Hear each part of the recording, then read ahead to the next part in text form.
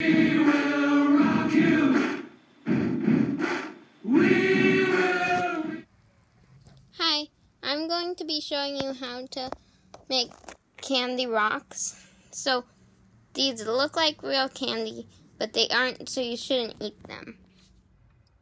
The ingredients you're going to need for making this is candy wrappers. Chocolate bunnies are really good for those because they're golden and they'll look like gold like that. But other candies that are tinfoil wrappers are good too, like those, or Linder chocolates. But you can use other candy wrappers too, then they might look different. Some of the other ingredients you need is glue. 3-in-1 glue is the best, but if you aren't allowed to use it, Elmer's glue is great too. You will need a bit of water in a container. You will need a rock that is able to fit in the container. Pour water into your container. And then dunk the rock into your container so it'll be all nice and clean.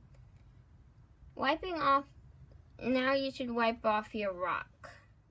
Now that your rock is clean, you can put the foil on it. If your foil has plastic and metal, it's good to peel the metal off. It's good to do it slowly so the metal doesn't rip. Like this.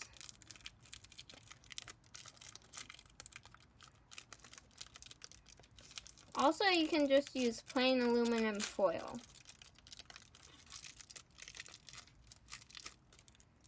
Mine doesn't work out so well, but I think I'll use this. Okay, so now you can put the aluminum foil on the rock.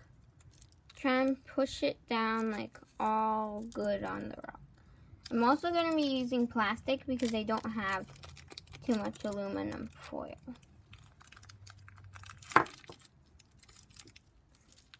Make sure that the rock is all wrapped up. If you don't have enough, you can just eat some more candy and then get more candy wrappers. Okay, now I'm going to get my glue and put some on the edges of my plastic candy. If it's a all plastic candy rock, then you should smear the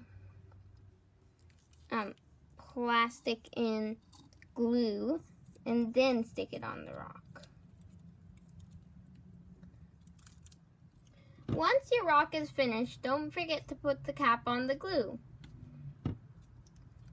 Don't you think this rock is so pretty? You can stick it in your garden, like where it used to be, or you can stick it in a nice little container on your dresser or wherever you want, like this.